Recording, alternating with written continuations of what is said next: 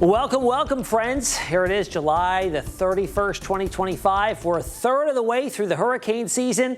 Thanks for joining us here on Hurricane Hub Live on 13 News Now Plus. I'm Chief Meteorologist Tim Pandajis, and tonight on HHL, still nothing going on in the Atlantic Basin. Crickets out in the Atlantic, and there is nothing expected over the next 7 days. Now, the last advisory on Chantal, which was our last named storm, came out on July the 8th, so now it's been over 3 weeks since anything named out in the Atlantic Basin. That's good news, right? We don't want these storms. But as we get into August, we always know when we have a quiet July, like we've had the past couple of seasons, August is like flipping a switch. Now, on the other hand, the other basins, the Central and Eastern Pacific, have been pumping out named storms like it's going out of style. The East Pac is now at their 7th named storm with the formation of Gil, and that's now forecast to be their 4th hurricane of the basin so far this season. Here we are on the 31st of July. Okay, we've gone through June. We've gone through July, 6-month season, so now we're a third of the way through. But look at climatology. Tells a pretty story here, right? We've got as we go into August, we see a pronounced uptick by the middle of the month as we get closer and closer to the peak of the season, which is right around September the 10th or so, when we have more likelihood, more favorable conditions of seeing a named storm somewhere out in the Atlantic Basin. So time will tell if this season is similar to that. Now, looking back at tropical cyclone formation per month since the 1850s, since 1851, July typically pumps out, well, since that time, 174 years, there's been 165 named storms that have developed in July, and we like 4x it by the time we get into August. And look at the huge jump. Over 800 named storms have come out of the basin in September in the last 174 seasons. So, I mean, it will get more active. And as we get into August, we start to shift our focus on what parts of the basin are more likely to produce named storms. Now, an area that's always active during hurricane season, or is just a place we really focus on, is going to be the Gulf. This is the time we start to see a little bit more activity coming our way out of the Gulf in August. Of course, we still look at the Caribbean, the western, northwestern portions of the Caribbean. Usually develops some systems, and then it bleeds over or spills over into the Gulf. And then what starts to open up in August is the western portion of the main development region, way out here off to the east. And then, of course, still the southwest Atlantic, still favored for development. And we see development coming out of the MDR, moving to the north and west, and then kind of moving along the curvature of the southeast coastline of the United States. So a refresher on the main development region here, and this typically opens up for business late July through the peak of the season in September. Sometimes we get some early bloomers, and that came last year with Beryl. Remember that? That came out of the far western portion of the main development region, became a Category 5 storm before it made landfall in southeast Texas as a Category 1 at that point, greatly weakened, but still, sometimes the MDR is favorable a little bit earlier in the season, but typically, most of the time, late July through September, we see that part of the basin really lighting up, and that gives birth, I think it's like 80% of all major hurricanes and long track storms come out of the main development region. Here's a look at the basin right now. Very benign. Not much going on out there at all. We have to focus on still the seeds coming off of Africa. The African easterly waves here. Pretty robust one about to emerge off the coast, and it's moving into a basin that's starting to get a little bit more favorable. Okay, we talked about last week or the week before a favorable Madden-Julian oscillation. We were in a suppressed phase for a good chunk of June, good chunk of July, and now we're getting into a more favorable phase with more widespread lift. We need that rising motion to facilitate more of a conducive environment for tropical systems, and it looks like we'll be getting that here over the next couple weeks, certainly as we get into the first full week of August, heading into the middle of the month as well. Looks to be a little bit more favorable, but in the meantime, the next 7 days, at least of the latest advisory or latest tropical weather outlook from the National Hurricane Center, there's just nothing out there. There's no areas of interest that they have tagged for development in the next 7 days. However, we go to the Climate Prediction Center, and they put out a 2- and 3-week outlook for global hazards. And in this case, we're focused on tropical hazards. And it does focus on the time frame of August 6th through 12th, so just outside of that 7-day time frame that the Hurricane Center focuses on.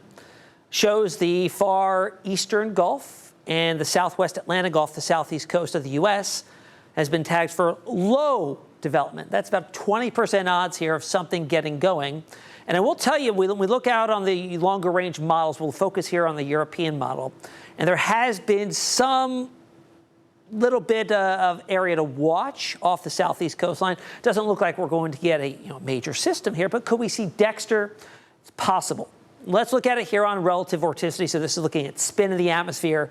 And when we get these colors kind of consolidated, circular, that's indicative of an area of low pressure forming, okay? So let's just play this out over the next several days. It'll take us right through that time frame. And notice we start to see some spin trying to get going here off the coast of the Carolinas and Virginia. But throughout this time frame, nothing really seems to consolidate and really, organize. A lot of time between now and then, so that still could happen, but this may be an area to focus on as we get in early next week to see something trying to develop here. We're going to have a stalled boundary, a frontal boundary here.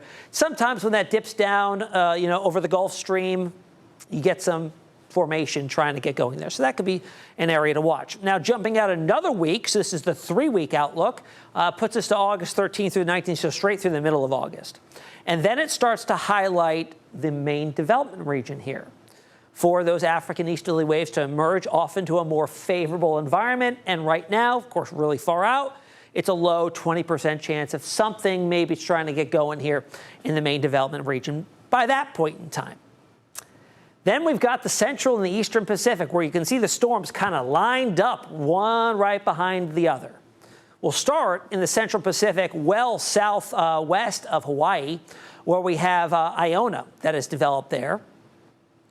Pretty potent tropical storm there, and it is moving on off towards the west-northwest. We put the track on it. It's only a minimal grade tropical storm, really, but it does cross the international date line.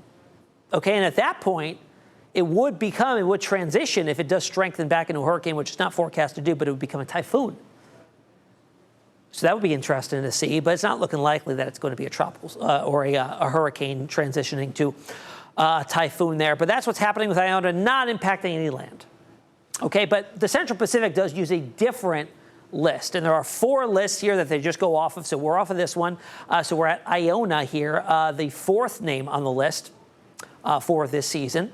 And then we've got a different list for the Eastern Pacific. I know it gets kind of confusing, right? Evan did a trivia question on how many lists there are, and there are a lot to choose from depending on which basin you're in, right?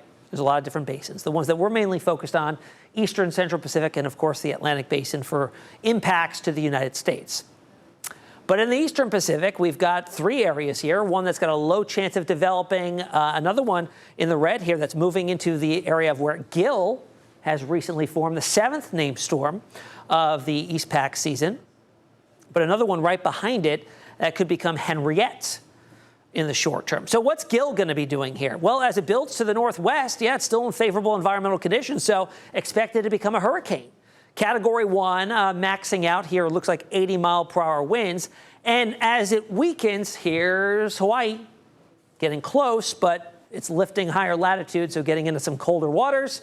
Not sufficient to sustain a hurricane or even a tropical storm, so it does have it as a remnant low as we get into next week here to the northeast of Hawaii. The list of names here, because we're at Gil right now, and then Henriette would be next, but if Gil becomes a hurricane, it'd be the 4th one coming right up, be 3 in a row. Eric was a Cat 4 major, Flossie was a Cat 3 major, and Gil, at least the forecast right now, calls it to max out as a Category 1 hurricane. All right, let's get to today's trivia question, shall we? All right, we've talked about plenty of active seasons in the Atlantic Basin, but there have been several years that have been lackluster. Now, let's talk about which season has been the most historically inactive, okay? Was it the year 2009 in the Atlantic Basin, 2000, 1914, or all the way back to 1933? I'll have the answer for you tomorrow on HHL. Now, in the meantime, go ahead and scan the QR code to download the 13 News Now Hurricane Guide. It's got information on supplies you should have on hand, emergency numbers you might need, and a whole lot more. And just a reminder, we're here every weekday, Monday through Friday at 8 p.m. for a new edition of Hurricane Hub Live. We'll see you right back here to wrap up the work week tomorrow at 8 p.m.